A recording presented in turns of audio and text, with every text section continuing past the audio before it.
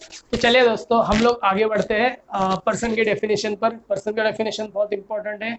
Person में ये पता चलेगा कि कौन से यूनिट्स है, कौन से इंडिविजुअल्स, मतलब किस लोगों पर टैक्स, इनकम टैक्स लगता है। जैसे पर्सन्स के ऊपर, पर्सन मतलब पर्सन का डेफिनेशन सिर्फ बोलने से ये नहीं है कि इंडिविजुअल पर्सन, भाई मेरे को देख के पर्सन बोले या आपको देख के पर्सन बोले, उसको पर्सन नहीं बोलते। इनकम टैक्स अपना डेफिनेशन दे रहा है पर्सन के ऊपर, वो एक बार देख लेंगे क्या है। हाँ, फर्स्ट क्या दिया है उसने, पर्सन इंक्लूड। सर डेफिनेशन से ये तो पता चल रहा है इंक्लूसिव डेफिनेशन। इंक्लूसिव डेफिनेशन का सबसे एक मतलब फीचर क्या है उसका। इंक्लूसिव डेफिनेशन का मतलब वो डेफिनेशन है जो आगे जाके हो सकता है कि जो ये डेफिनेशन में नहीं आ रहा उसको भी इंक्लूड कर सके वो। तो ऐसा पॉसिबल हो सकता है कि कोई यूनिट्स, कोई बिजनेस, कोई अ, मतलब कंपनीज जो इसके अंदर फॉल नहीं हो रहा है बट वो अर्न कर रही है इनकम, ऐसा टाइम पे अ, वो बोल सकते हैं कि नहीं, क्या पर्सन का डेफिनेशन से कि इंक्लूड है इनकम टैक्स के ऊपर पूरा अधिकार है इनकम टैक्स के पास, की वो आपको पर्सन के डेफिनेशन में इंक्लूड करेगी by circular, by way of notice, कुछ भी जो उनको ठीक लगे।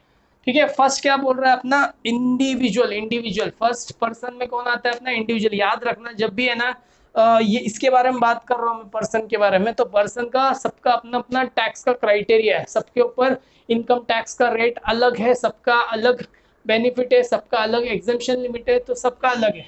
तो मैं अगर बोलूंगा मैं कौन हूँ सर, मैं इंडिविजुअल एचयूएफ हो सकता हूँ, मैं पर्सन कंपनी में भी आ सकता हूँ, किधर भी आ सकता हूँ। बट अपन एक एक का मीनिंग पढ़ के ले गए कि कौन से किस में फॉल होता है, अपन डेफिनेशन में वो देखते हैं। इंडिविजुअल, इंडिविजुअल मतलब एक नेचुरल पर्सन, जैसे मैं हो गया, आप हो गए, कोई भी हो गया, जो इंडिविजुअल बोला जाएगा, राइट। इंडिविजुअल नेचुरल पर्सन होता है, हो सकता है वो मेल हो सकता है वो फीमेल हो सकता है वो माइनर भी हो सकता है वो लुनेटिक भी हो, थोड़ा मेंटली ठीक भी ना हो, फिर भी इनकम टैक्स बोलता है वो पर्सन में कंसीडर होगा और वो इंडिविजुअल बोला जाएगा।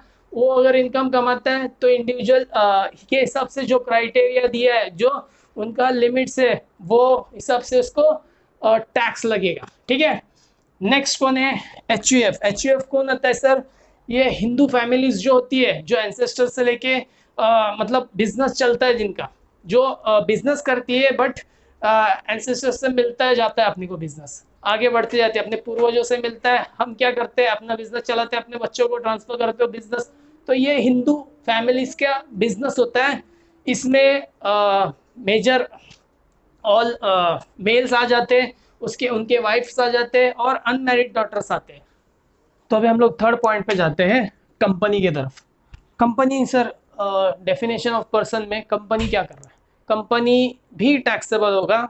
पर्सन के डेफिनेशन में कंपनी को भी लिया जाएगा। अब कंपनी को लिया जाएगा तो सर कौन से टाइप के कंपनीज आएंगे यहाँ पर, तो याद रखना कंपनी का डेफिनेशन जो है वो कंपनीज एक्ट से उठाया गया है इनकम टैक्स में। तो कंपनीज एक्ट में क्या बोलता है कि दो टाइप के कंपनीज होते हैं। दो टाइप के कौन से कंपनीज होते हैं सर, एक डोमेस्टिक कंपनी होता है और दूसरा होता है फॉरेन कंपनी।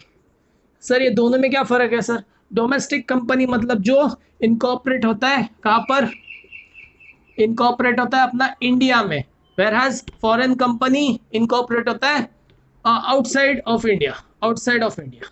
तो ये दो कंपनीज को कंपनीज एक्ट ने डिफाइन किया है।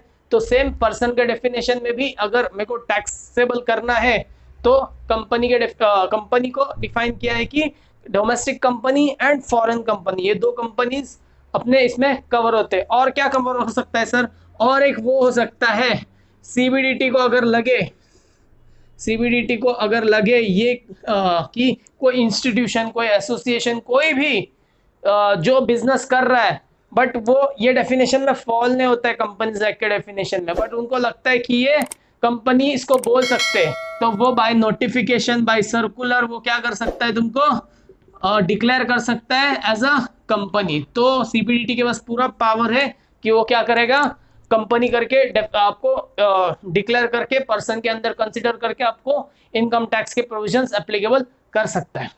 फोर्थ आता है अपना फर्म। ये फर्म क्या होता है सर, फर्म अपन 12th में पढ़ा था, फर्म पार्टनरशिप एक्ट अपन ने पढ़ा था, राइट है।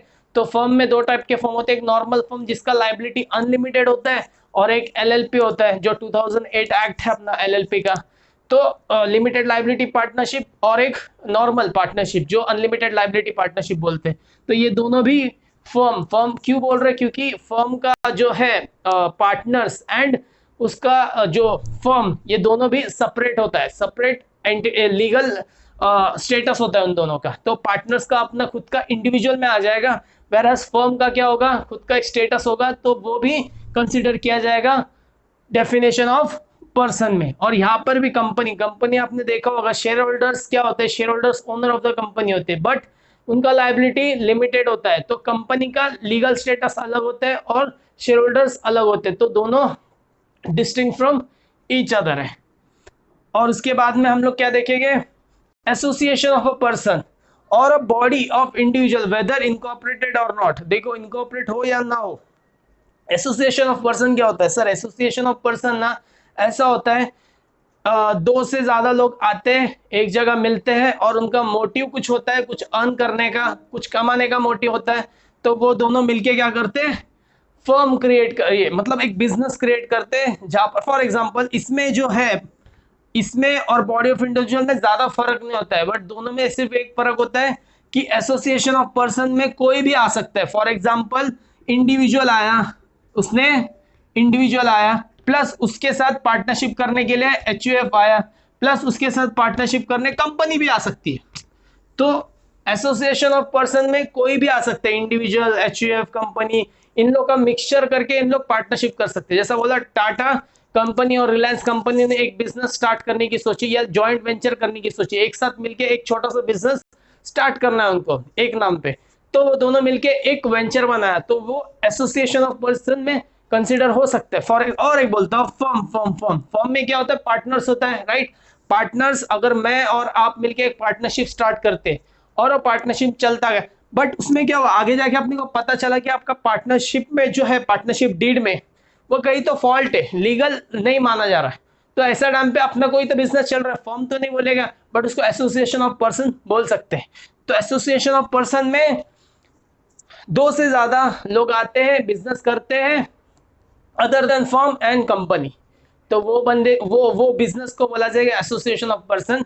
एसोसिएशन ऑफ पर्सन जैसे क्या होता है, बॉडी ऑफ इंडिविजुअल भी होता है, बॉडी ऑफ इंडिविजुअल होता है, बट वो इंडिविजुअल में आते, मतलब सिर्फ इंडिविजुअल्स हो सकते हैं। यहाँ पर क्या होगा, इंडिविजुअल, एक इंडिविजुअल, दो इंडिविजुअल, तीन, जैसा मोर देन टू इंडिविजुअल्स क्या करते हैं, बिजनेस करते हैं, उनका भी एक ही मोटिव होता है, कुछ कमाने का, ठीक है।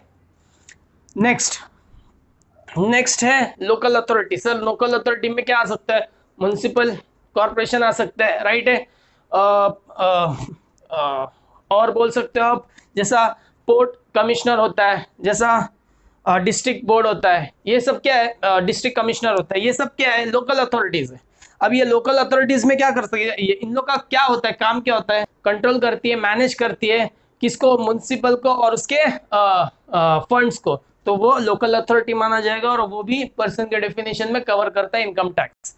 और last one is the every artificial judicial person, every artificial judicial person not falling with in the, तो सीबीडीटी ने क्लियरली, इनकम टैक्स एक्ट ने क्लियरली बोल दिया भाई, पर्सन के डेफिनेशन में ये तो मैंने ले लिया, इसके अलावा भी अगर कुछ होगा, अगर हमको दिमाग में आ गया कि ये पर्सन बोलने का, तो उसको भी कंसिडर किया जाएगा। इसीलिए तो बोलता है ये कौन सा डेफिनेशन है, इंक्लूसिव। इंक्लूसिव में क्या होता है भाई, आगे जाके उन लोग ऐड भी कर सकते हैं, जरूरी नहीं जितना दिया उतना ही हो। तो उन्होंने क्लियर लिया, एनी आर्टिफिशियल पर्सन जो जो जो जो ऊपर के इसमें नहीं आता है बट है वो, तो वैसे लोग भी क्या कर सकते हैं, कंसिडर हो सकते हैं, ठीक है। चलिए नेक्स्ट देखते क्या है। अब देख सकते हो स्क्रीन के नीचे क्वेश्चन नंबर क्वेश्चन आता होगा, राइट। तो वो क्वेश्चन जो है उसमें 16 ऐसे अलग अलग एग्जांपल्स दिए हुए हैं, जिसको आपको पहचानना है कि इंडिविजुअल है या फिर वो एचयूएफ है या फिर कंपनी या फर्म है, या फिर ये जो जो पर्सन का डेफिनेशन में वो कौन से इसमें फॉल होता है। एक बार देख लीजिए, आपको समझ में आ जाएगा, मेरा स्क्रीन में उधर शो होता होगा, तो एक बार पढ़ लेना, रीड कर लेना, बहुत सिंपल चीज़ है। हमने जो अभी पढ़ा वही चीज़ यहीं पर